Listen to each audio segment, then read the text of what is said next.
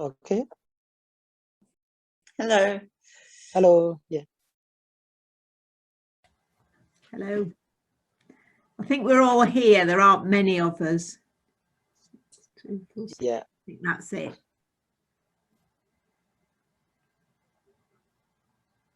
Shall we start? Yes, I think we're all here. Yes. So. Oh, in here. You was here last time. You was wrong.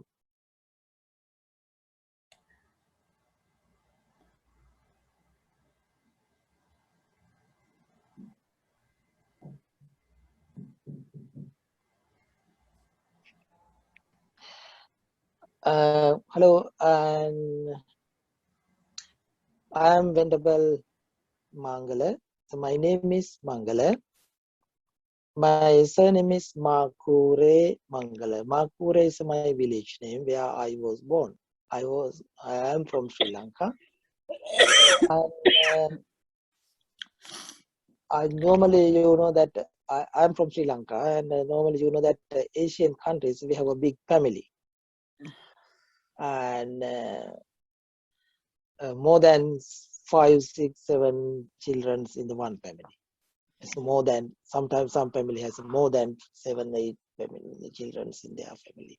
Because I have 7 brothers and sisters in my family. And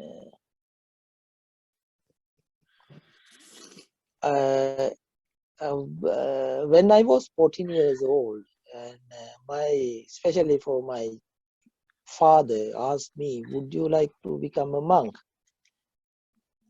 I said okay, because I was 14 young. And anyhow, my father is happy to donate me to the temple, but my mother is not. And they have some not argument. They have most of the time the mother is not happy to give their children for the others. The mothers have to have some keep the children for her own. And later on, then my father and mother discuss, and they agree, and they. Sorry, Shaheen, do you mind muting your mic, please? Thanks. Sorry? No, not you. It's just someone else was. I think they were clearing their throat, and we could hear it. It's fine. Sorry, I'm so sorry to cut in like that. Okay. And anyhow, and my mother agreed with my father, and I went to the temple. And when I was 14 years old, and I became a monk. And when I became a monk, we should learn Pali and Sanskrit language because of that. We should learn Pali because of the Buddha's teaching for that we call in the scriptures or holy book. Buddha's holy book. We can say the Buddhist holy book, and we call it Tripitaka. Tripitaka is all that Buddha's teaching included in that holy books or that Tripitaka. It's written by Pali. We need to know about the exact meaning what the Buddha taught. We need to learn the Pali, and Buddhist monks should learn Pali and Sanskrit as well, because of Sanskrit more related to the Pali language. And when I was 20 years old, I was in high ordination, because of normal ordinary the novice monk. After that, 20 years old, the person who is 20 years old, and do higher ordinations. Anybody can become a monk. There's not age limit or age limited old system. If you want to old age or young age or middle age, there is no any barriers to become a monk. You can, if you want to become a monk, you can go to the temple, ask the monks, I need to become a monk. Especially if you want to become a monk, you need to get the permission, especially for your guardians or your parents. That's the main purpose. You need it. Without the parents' permission, without your guardian's permission, you can't become a monk. You need to get the permission. And I entered at a higher ordination when I was 20 years old, and after that I entered the university. And after that I studied that the Buddhism, the more for the studies, and after that I went to the temple. The monk's life is very simple and very easy. And more things are not in the monk's life. That's very simple life. They have only 3 robes. 3 robes mean 3. The robe is very simple. You know that you can see that how I wear my robes, and it's the upper robes and top robe as well. And another one is we have to cover that our needed to cover that if you are going to sleep or sit, you can fold it and put it that you can sit or the floor sleep. And that's 3 robes only the monks have their life. There's no many other things. And nowadays that we use it, sometimes we use it a telephone or that computer. We give that a lesson for the others. It's not belongs to monks. It belongs to the temples. It's not belongs. It belongs to temple. The Buddhist monks are not work. Buddhist monks are not earning, because of the lay people look after the monks. They provide what they needed.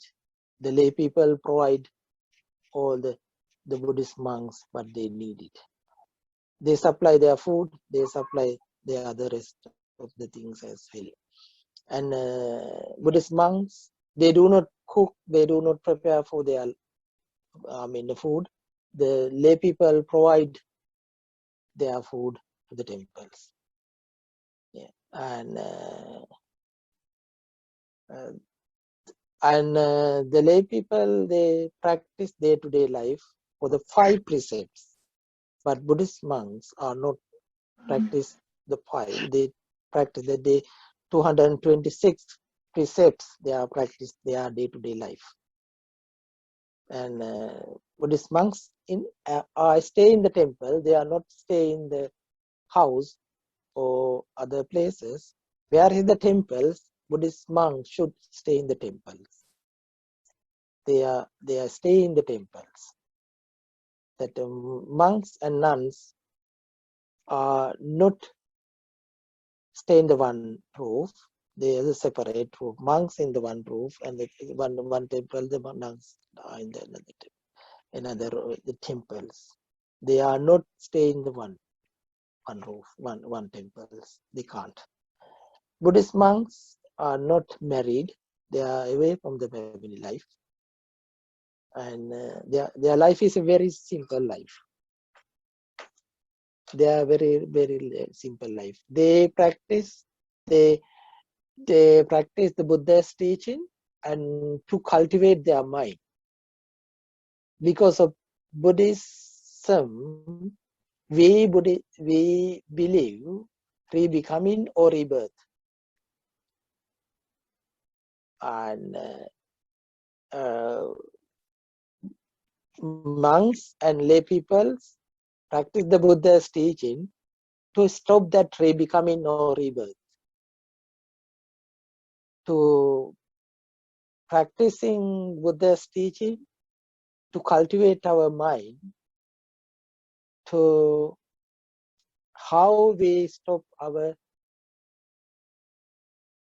rebirth or rebecoming. We are circling in this life, born and died,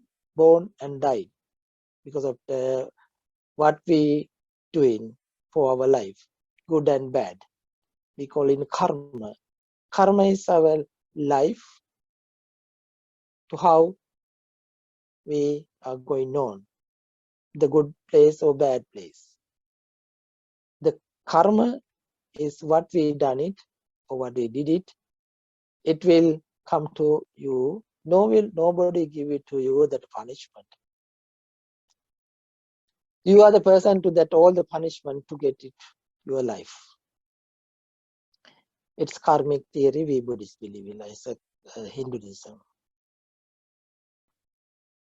And Buddhist monks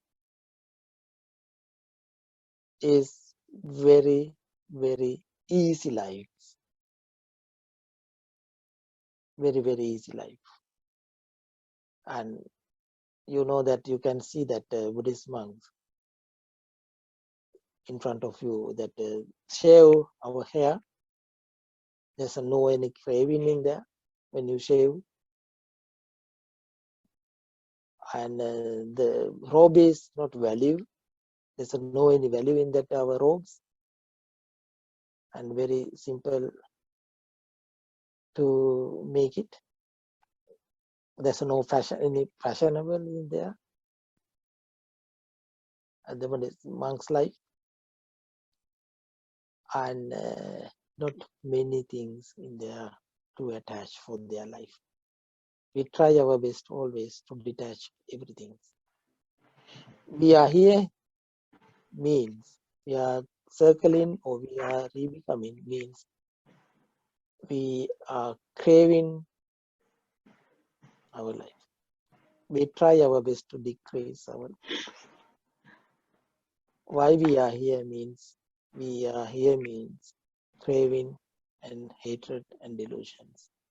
We try our best to practice the Buddha's teaching, to develop, cultivate our mind, to decrease our craving and hatred and delusion. Yes. Right. It looks like she put me again in the same room with you, and already we discussed some question which was really interesting to hear from you. I've got another question about the lotus flower. I know in Buddhism is very important, but what is the meaning of the lotus flower in Buddhism religion? Yes, it's give the symbol or the example as well. You know that where is the Buddhist the lotus flower grow? It's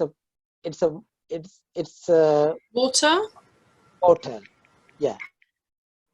What's the water under the water? It's Yeah, mud. but what is the meaning, actually the meaning? What does it tell in Buddhism? It grows in the water, but what is the meaning? Meaning, that's why I'm saying, that's why I want to tell you very easy to understand. You know that the bud, the lotus bloods come up the mud water. Yeah. Right?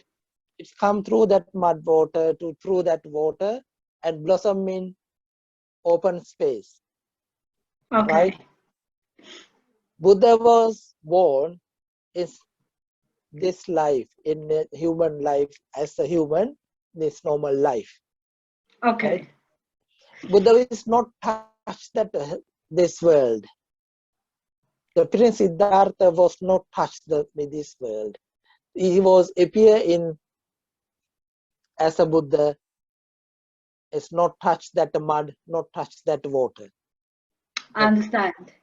Yeah, Okay. that lotus flower, when it come out that mud and come through at the water, it's not. Not mud is not in there. The water is not there. The flower is blossoming out of the space. The Buddhism is very Just respect. That's respect that clear to how the Buddha was and not structure. That's the lotus flower. The Buddha's statue underneath the lotus flower is there. Okay, thank you. I wanted to ask a question. You know, you said you had to get the parents' permission to become a monk. Yeah. Is that when you're older as well, or is that just as a child? Then, if you have a guardians or parents older, that's why I'm saying that's not age limit or age problem. Age is not a problem. You need a son. If you were married, you need to get the permission for your husband. Oh, okay. Without husband permission, you can't become a nun. If you are married, if you have a wife, you have to give that. You have to get the permission for your wife. If you are under the parents, you have to get the permission from your parents. If you are under the guardians, you have to get the permission for your guardians. Without guardians, without parents, without your partner, you can't get it. Because of it, it's actually that reasonable. Because So can you be married but be a monk, or you can't be? no, we can't. After become a monk or nun, we can't. Okay. Yeah, we can't. Before you can. If you want to marry, I have to this robe, I can marry. After that, the rest of that, if you are happy to live in this, this life till for die, you can. If you are not happy, you need to change your mind. That you can go that get that life as well. And that's the reason Buddhism is a very flexible religion and very easy to practice. The religion, the religion as well for your life. Buddhism is, you can say the Buddhism is a way of life actually. How we live in this life in happy and peaceful life. You can practice Buddha's teaching to practice any other religions also. If you are Hindu, if you are Muslim, if you are Jewish, if you are faith, follow it. You can practice that Buddha's teaching as well. How you have a good life. Thank you.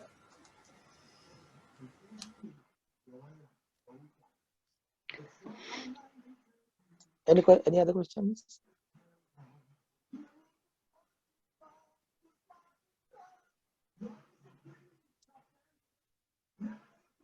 Okay, the time is finished. Just one time. Thank Yeah. Yeah. Thank you very much. That was really interesting. No.